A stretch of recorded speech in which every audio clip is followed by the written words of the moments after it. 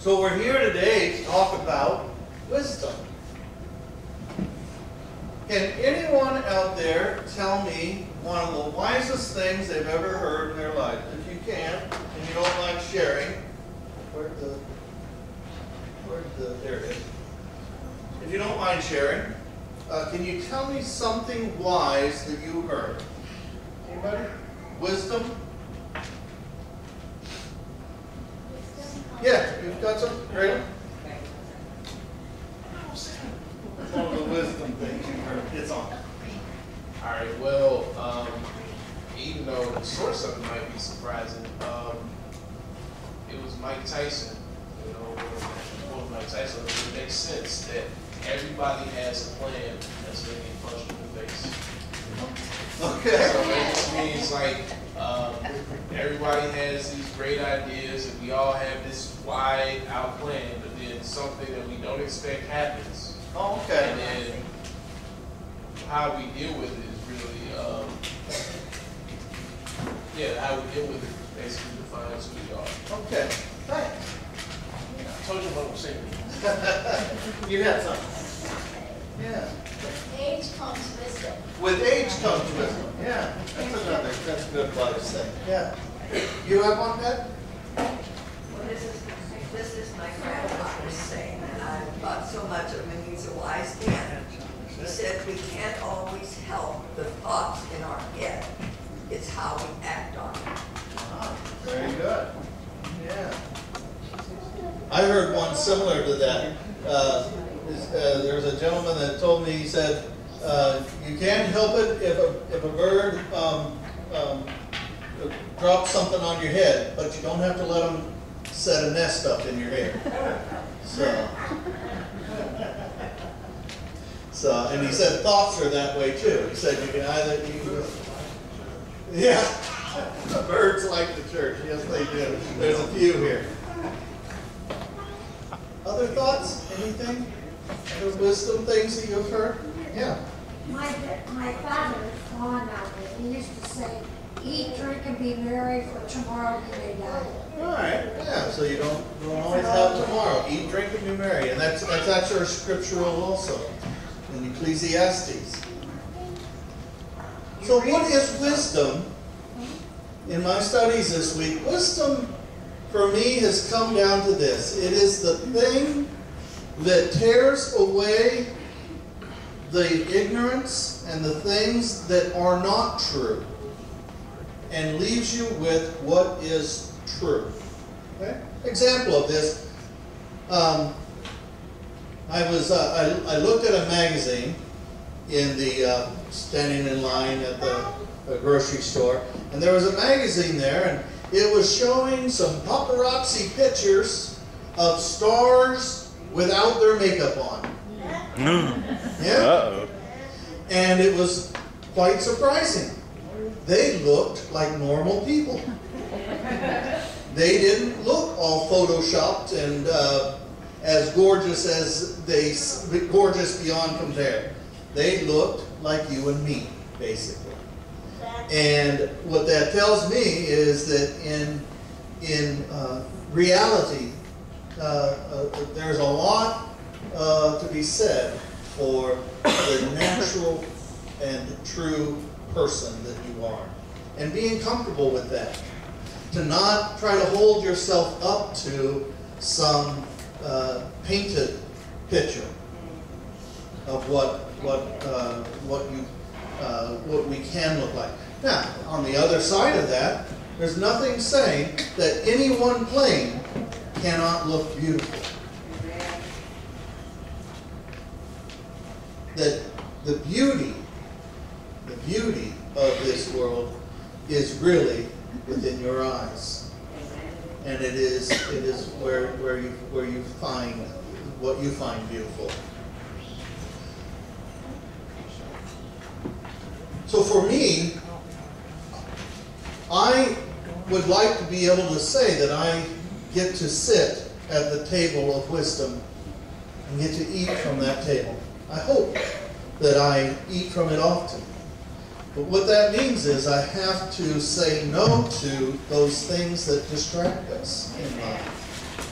Because there's a lot of tables that we can sit at. We could sit at the table of money and finance, and that we can chase after that if we want. We could sit at the table of power. We could sit at the table of external beauty. We could sit at the table of prestige and honor and only seek that. But most of those things will be but for a day.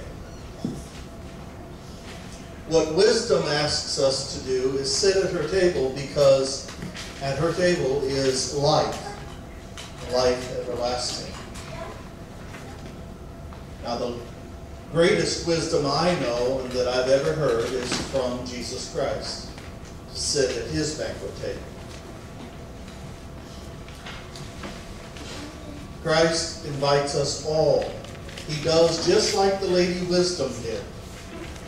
In Luke chapter 14, he sends out all the people to go to the highways and the byways and bring in anybody who needs wisdom, so that they might sit at the table and receive.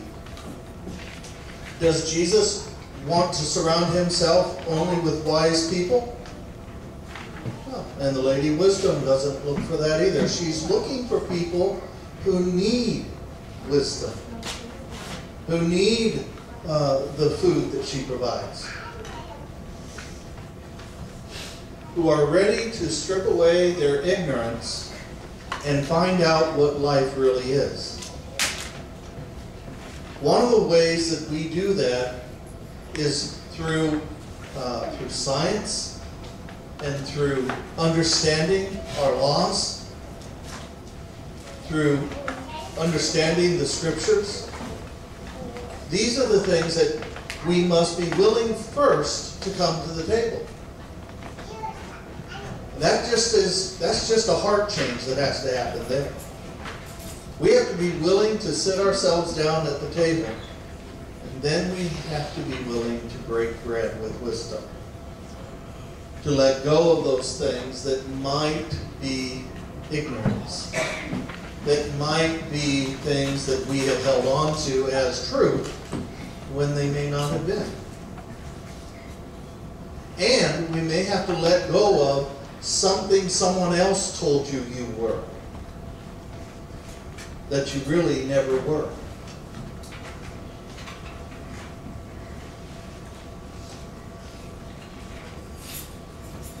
I think I probably still believe this to this day. I'll probably believe it to my dying day. But one of the wisest things I ever heard someone tell me is that, he said, Bill, you are what you have been becoming. You are what you have been becoming. Whatever you were trying to be yesterday, that's what you are today. And what you're trying to do today, that's what you're going to be tomorrow. He said, so take each day that way. Recognize that each day is given to you so that you can set forth to be less ignorant, more wise. That you can set forth to be the better person that you want to be. And recognize that my past has formed me today. I can't let go of that. I can't say it never happened. So recognize that the past is there, but it's done with its purpose. Today is a new day. If I want to be something different tomorrow, then I need to act that way today. That's wisdom.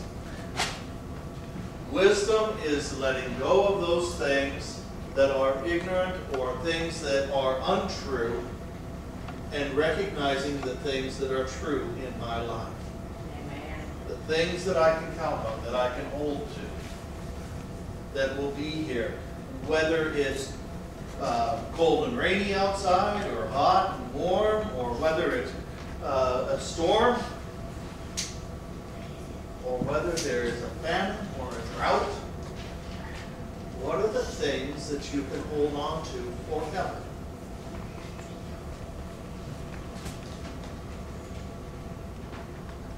These are things of wisdom.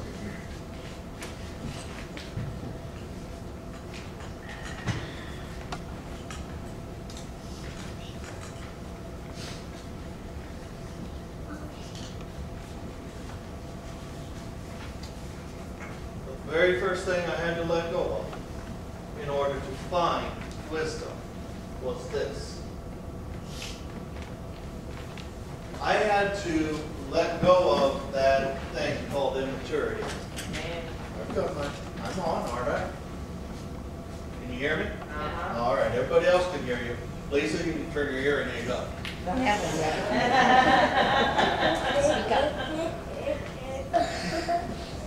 yet. Immaturity. I had to let go of immaturity.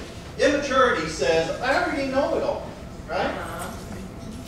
I know it all. I don't need to know. You don't know what I know.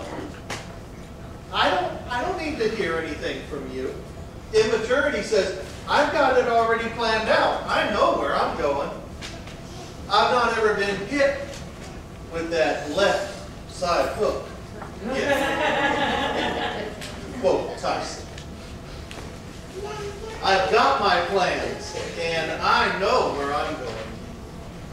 Wisdom says, not so fast. Wisdom is the left hook that isn't out, that you haven't found yet.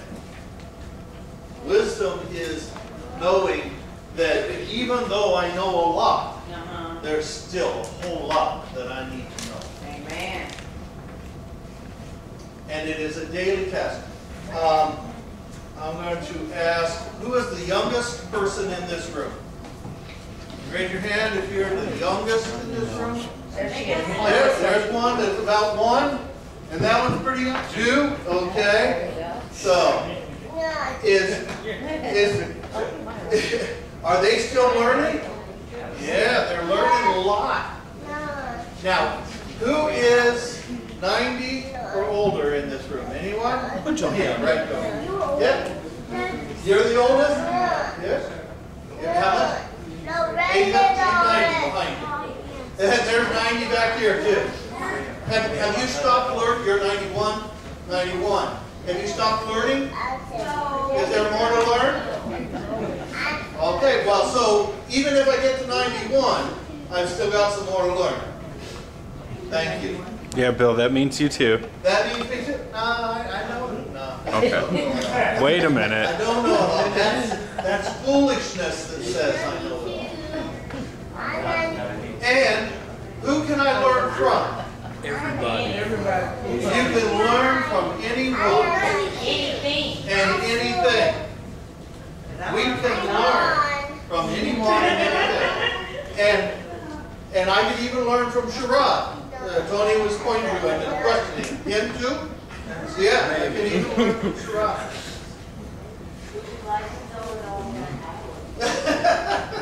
Rosemary says, do you really want to know it all? I wouldn't want to know it all. I've known some know-it-alls, and I don't necessarily like them. I want to know enough that keeps me out of trouble. And I want to know not enough so that I can keep the interest in life. Because isn't it interesting to learn something new? Isn't that fun? And a little bit exciting? And isn't it also a little bit dangerous? You go, oh my gosh, this is something I don't know. I'm not for sure. There's this point in life. It's called a liminal moment. Liminal. Liminal moment. And it is a point of not knowing, but knowing. And it is a point of pregnant possibility. Okay, there's something that could happen in that moment. And I look for those moments because I know that what happens after the liminal moment is growth. Repetition? No, not rote. Growth. G-R-O-W-T-H. Growth is what happens right after that liminal moment. If I will stay with the liminal moment for just a bit and learn from it, then growth can happen. And that, my friends, can help you whether you are 2 or 91. Amen. Because it is these moments in life that continue to propel life and keep things moving. We are in that liminal moment. And there are liminalities around you every day. It is just for you to find and live into that liminality so that you can grow beyond it. And I pray every day that this congregation has the